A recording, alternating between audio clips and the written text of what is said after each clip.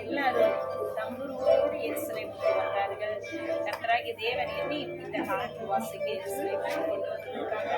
நான் தேவனுக்கு நன்றிகளையும் ஸ்தோத்திரங்களையும் தெரிவிக்கிறேன். அல்லேலூயா.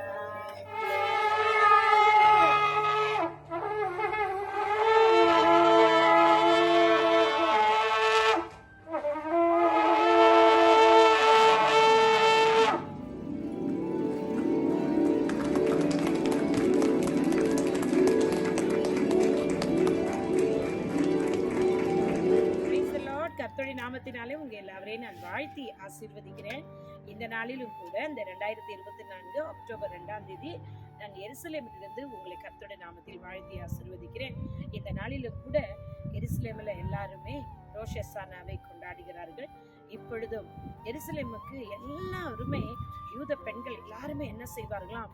2 நாளாகவும் 20ஆம் அதிகாரம் 28ஆம் வசனம் என்ன சொல்கிறது பார்த்தீர்கள் என்றால், அவர்கள் தம்புருகளோடும் சுரமண்டலங்களோடும் பூரிகைகளோடும் எருசலேமில் இருக்கிற கர்த்தருடைய ஆலயத்திற்கு வந்தார்கள்.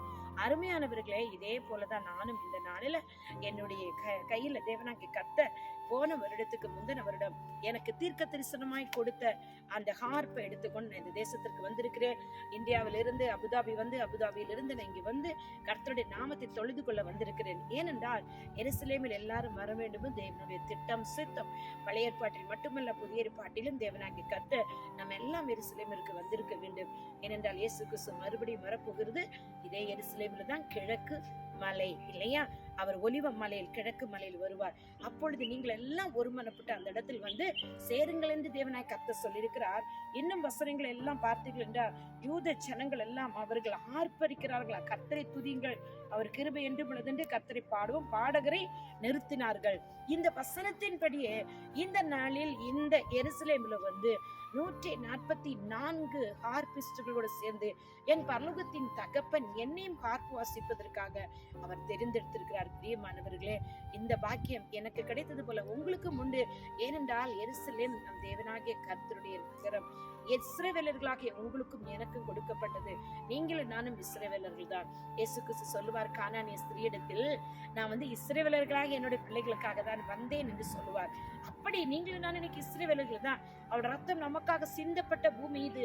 இந்த வானமும் பூமியும் படைத்த என் தேவனாகிய கர்த்தர் ஆதாமும் ஏவாளையும் உருவாக்கின நாளாக இன்றைக்கு இந்த ரோஷ் ஹஷானா நாள், அதாவது திஷ்ரி மாதம் 7ஆவது மாதம் 2ஆம் தேதி இந்த ரோஷ் ஹஷானா கொண்டாடுகிறார். அதாவது எக்கால பண்டிகை எருசலேமில் இருக்கிறவர்கள் அத்தனை பேரும் கொண்டாடுகிறார். உலகத்தில் இருக்க எல்லா யூதர்களும் இங்கு வந்து சேருகிற நாள் இது. எனக்கு அருமையானவர்களே, இந்த பாக்கியம் என் தேவனாய் கர்த்தர் எனக்கு கொடுத்தார். நேற்றைய தினத்துல எல்லாம் அநேக காரியங்கள் நடந்தது. ஆனாலும் நாங்கள் பவுல் ஷீலா போல துதித்து பாடி கர்த்தரை ஆராதித்துக் கொண்டிருந்தோம். தேவனைய கர்த்தர் பாதுகாத்து கொண்டார். இதை கேட்கிறவங்க எல்லாருக்கும் எருசலேமிலிருந்து இயேசு கிறிஸ்து நாமத்தினாலே என் வாழ்த்துதல்களை தெரியப்படுத்துகிறேன். இந்த எருசலேம் நகரமே பாருங்களேன், எருசலேம் நகரம் உங்களுக்காக ஆவலா இருக்கிறது. எருசலேம் நகரம், எருசலேம் சிட்டி பாருங்கள். கர்த்தரை தொழுது கொண்டு வந்து எல்லாருமே இங்க இருக்கிறார்கள். பிரியமானவர்களே, இன்றைக்கு இங்கிருந்து உங்களோடு கூட இந்த ரோஷ் ஹஷானா நல் வாழ்த்துதல்களை தெரியப்படுத்துகிறேன். கர்த்தர் தாமே உங்களையும் உங்கள் குடும்பங்களையும் இதை கேட்கிற அத்தனை பேரையும் ஆசீர்வதிப்பாராக. உங்களோடு கூட கிறிஸ்துவின் ரத்தம் எப்பொழுது இருக்குதுங்க? அவருடைய ரத்தம் உங்களுக்காக பரிந்து பேசிக்கொண்டே இருக்குது. ஏனென்றால் 1 கொரிந்தியர் 6:19, 20, 21 என்ன சொல்லுது? நம்முடைய சரீரம் என் தேவனுடைய ஆலயம் என்று சொல்லப்பட்டிருக்கு. நமக்குள் யார் இருக்கிறா? ஹோலி ஸ்பிரிட், பரிசுத்த ஆவியானவர் இன்சைட் நம்மளுக்குள்ள இருக்கிறாரு. நம்ம கிறிஸ்து இயேசுவின் ரத்தத்தினால கரையம் செலுத்தப்பட்டு பே பண்ணப்பட்டிருக்கிறோம்.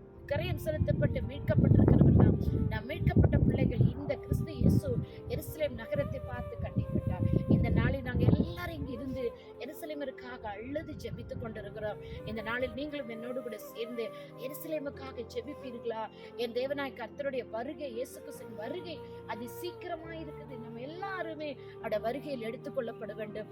ராஜாதி ராஜாவோட இந்த சமூகத்திலிருந்து நான் உங்களை வாழ்த்தி ஆசீர்வதிக்கிறேன். பாருங்களேன், இந்த ஒலிவ மரத்தை பாருங்களேன். இந்த ஒலிவ மரத்தை பாருங்களேன். இந்த ஒலிவ மரம் இயேசு கிறிஸ்து அடியில் இருந்துதான் அவர் என்ன செய்தாரு? அவரு கடைசி நேரத்துல இயேசு கிறிஸ்து வியாகுலப்பட்டு அழுதார். இன்னைக்கும் இந்த மரத்திற்கு அடியெல்லாம் நின்று நான் உங்களோடு கூட பேச எனக்கு கர்த்தர் கொடுத்த இந்த வாய்ப்புக்கு நான் நன்றிகளை ஸ்தோத்திரம் எடுக்கிறேன். இந்த செய்தி கேட்கிற ஒவ்வொருவரையும் நான் சொல்றேன், மகிழ்ந்து களி கூறுங்க. கர்த்தர் உங்கள் வாழ்க்கையிலும் பெரிய காரியங்கள் செய்வார். அவர்கள் பாடகர்கள் ஆயத்தப்படுத்தினார்கள், பாடி துதித்துக் கொண்டே இருந்தார்கள். ஆராதிப்பது தேவனுக்கு ரொம்ப பிரியங்க. ஆராதிங்க. உங்களுக்கு கர்த்தர் கொடுத்திருக்கிற கிருபைகளை, டேலண்ட்களை கர்த்தருக்கு பயன்படுத்துங்க.